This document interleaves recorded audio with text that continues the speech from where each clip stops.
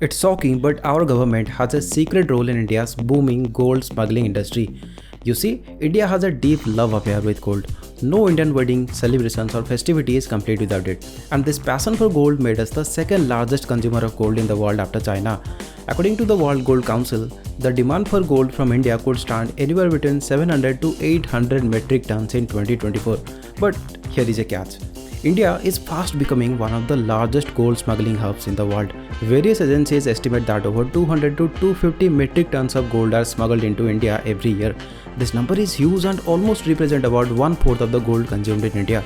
In 2023, according to the official statistics, gold smuggling cases in the country surged over 20% year-on-year until October with a seizure of almost 4,000 kg of gold, the highest number of gold seizures at least in 3 years. This clearly indicates that while authorities are increasing their seizure efforts, a significant portion of the smuggled gold remains undetected. So I wanted to know the real reason behind this. Why does this gold smuggling happen and what is the root cause behind this? And what I found out is that one of the primary reasons for all of this is linked to just one variable of the Indian economy, and that is tax.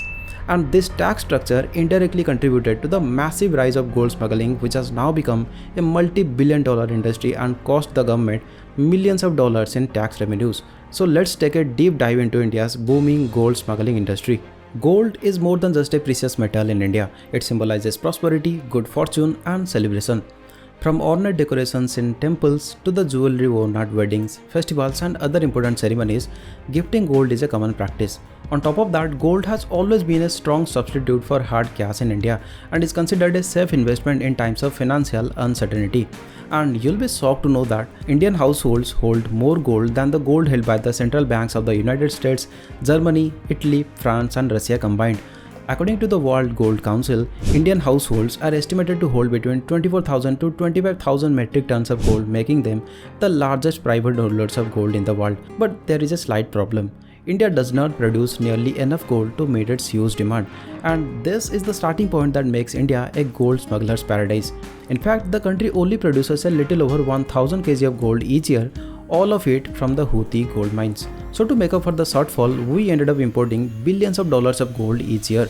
But if you see this graph, you'll see that our government is keeping on increasing the import duty on gold bars from 13% in 2017 to 12.5% in 2019 to 15% in July 2022. But a strange thing to notice here is that this rise in import duties actually worked as an incentive for the gold smugglers, and there has been a spike in the smuggling activity.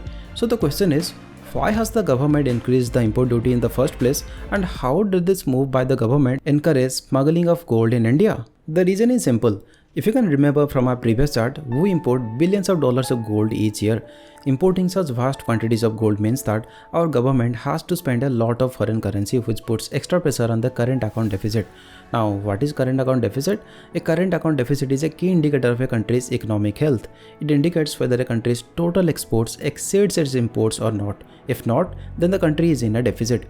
In the fiscal year 2022-23, India's current account deficit was approximately $35 billion, and as you all know, international trade happens through the US dollar. So if we want to buy something, we need to make the payments in the US dollar. But as you all saw, we do not have dollar surplus because our exports are lower than our imports. This ultimately means we have to borrow more dollars and make the payments, which leads to the depreciation of the Indian rupee and increase of our foreign debt. Now this is a whole another topic. I'm not going deep into it and leaving it for another super insightful video. So long story short, managing gold imports is crucial for maintaining a stable current account deficit in a country like India. To manage this, the government adjusts the import duties on gold, meaning when they see gold imports soaring, they hike the duties to discourage buying. And as you can see, this policy change is in fact very effective in the short term. Since the government hiked the import duty on gold to 15%, gold imports registered a 24% decline from $46 billion in FY22 to $35 billion in FY23. However, this move actually encourages smugglers. How? Let me explain it to you. See, people's love for gold never fades. Higher demand and lower supply push up gold prices, and smugglers jump at the chance to bypass legal channels and avoid paying duties. Now, let me explain it to you with a simple example. Let's assume the accessible value of imported gold is around 1 lakh rupees. As per our tax structure, a basic custom duty of 10% will be levied on the imported gold, which brings the price to 1,10,000 rupees. Then agriculture and infrastructure cess of 5%, which is 5,000 rupees. Now that brings the total landed cost of gold to 1,15,000 rupees. And finally, there is a GST of 3% to be applied to the landed cost for the consumer, which brings the final price of the gold to 1,18,450 rupees. Therefore, the consumer's overall tax bill on imported gold valued at 1 lakh rupees is around 18.45%.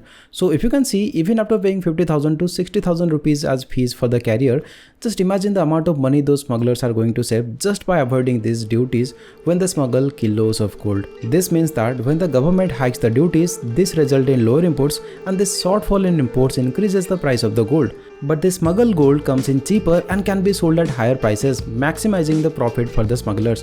Furthermore, our laws are designed in such a way that if the carrier gets caught, he or she will face nominal punishment and gets instant bail if the smuggling gold is less than a kilogram.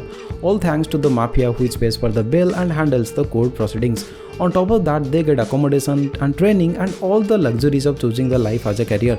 This is the reason why many young individuals are now joining the vast network of gold mafias to smuggle gold concealed in their bodies or luggage.